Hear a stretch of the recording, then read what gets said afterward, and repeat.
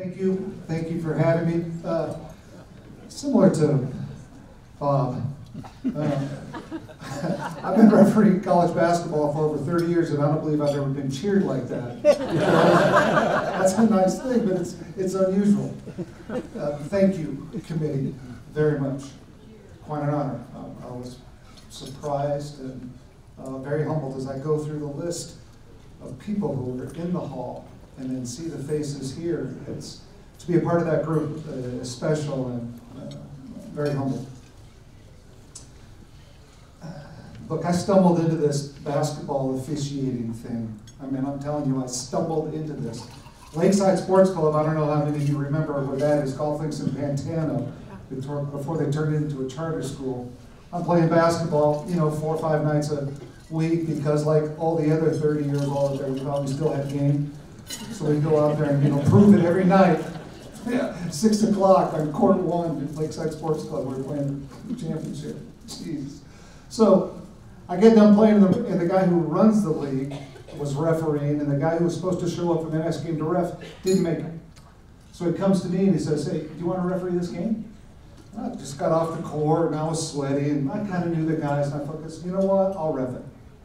So I refereed the game. Didn't even have a real referee shirt at the time, just had one of those old, mesh, we call them pennies back in the day, so they're all sweaty.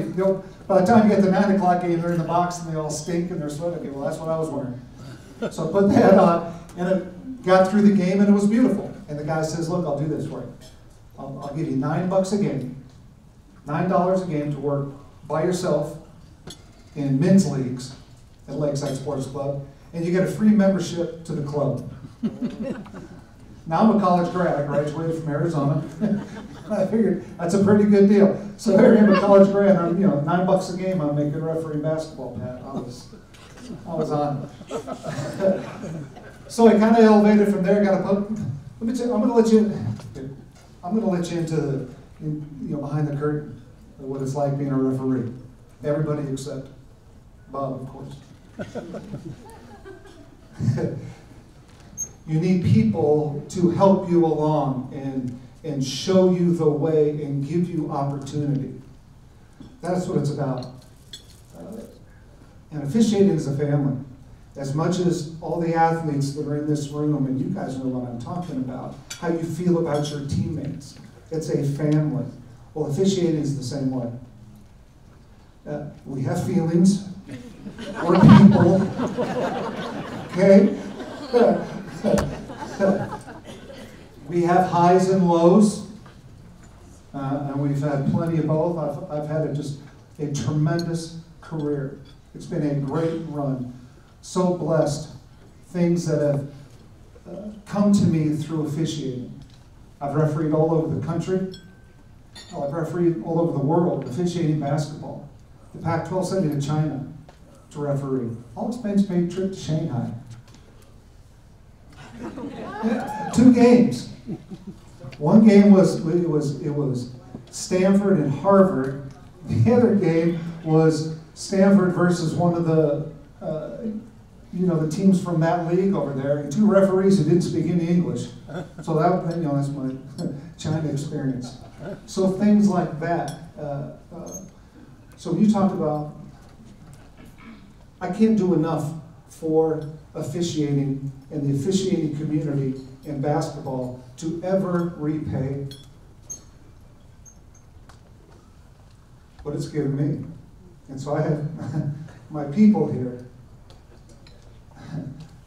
My non-basketball softball buddies are here at the table. I'll tell you something about them. They're, "Hey, Chris, you heard Chris get in the Hall of Fame?"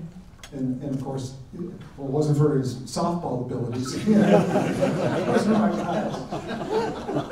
Yeah, now I could hit the ball pretty good, I think, but and an arm like Steve Sachs. Oh. You talk about family.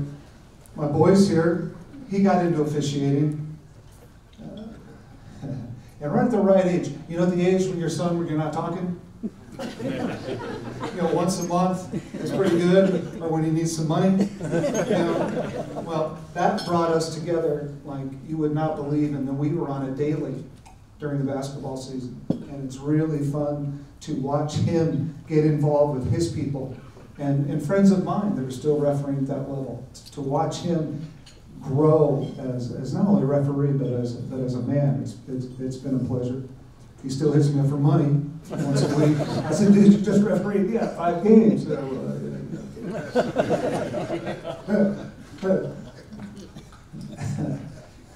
His other daddy's sitting over there from Phoenix, guy who took me under his wing. I don't know why, but that's what you do. And I walked in. I remember I walked in the first junior college meeting. I had no idea. And this guy was, come here, I heard about you. Come here, sit down. BK. This guy, we've got stories. I bet I've been in a car and driven more miles with him than anybody ever. Refereed more games ever. Oh, he got some stories. Good and bad. The ones I can remember anyway. Oof. Oof. Oof. One of my first supervisors officiating is here. She sent me to my first NCAA tournament. So if you don't have anybody to send you to an NCAA tournament, you never referee the NCAA tournament, and you never referee a Final Four. It's breaks like that and things like that. And there's highs and lows. I've refereed a Sweet 16 game in Salt Lake City. It was Gonzaga Northwestern. There was 4.5 minutes to go. It was a 4-point game. The place was rocking. Don't raise your hand if you remember this play. Some guy for Northwestern goes up for a shot, and the Gonzaga kid blocks it. And I'm looking, I go, great block. Well, only to find out 30 seconds later that the defender put his hand up through the rim and got to the basketball. So that's basket interference, and we didn't call it. The Northwestern guy comes screaming out on the floor. He's screaming, so we whack him, game over. So I get a phone call after the game. It's my mom. And Mom says, somebody ought to do something about that Northwestern coach on the floor. I said, we did, Mom. Well, he shouldn't yell at you like that. Well, you're right, Mom. You gotta love Mom. Mom and Dad were the biggest fans ever. I haven't been to a Thanksgiving dinner in, thank you, 25 years because of basketball. Now, it's a choice, I will say that, but it's a sacrifice, but it's a love.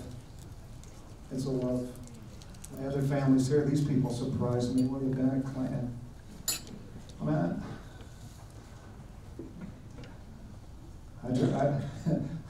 I met my wife through basketball, Kim. Our first date was a blind date. I had a game at UC Berkeley. It was a semi-blind date. Your girl, Russie, set us up on that, brought her to the game. Yeah, that's where we met. Our second date, 2 weeks later, was another game I had at Berkeley. So she came to that. And she got to park in the referee's parking lot, so I was like, So I mixed it up. 3 weeks later, I took her to Santa Clara. I think, okay, I better do something, right? I better make, or this ain't gonna go well. So next year I was in the Maui Invitational, so I took her to Maui. Yeah, I think that closed the deal. That's probably the best thing that's happened to me in a long, long time. So I don't know what else to tell you. It's been a great ride. I regret none of it. I've come off the floor, so I refereed my last game last year in the NCAA tournament. Purdue and St. Peter's in the Sweet 16. St. Peter's upset Purdue. That's the last basketball game I'll ever referee, except at the YMCA, where I gladly go and teach my 15 to 16-year-olds how to referee. Get them off the street and turn them on to basketball, because you meet people like this. You meet people like that. You meet people like them. That's what it is.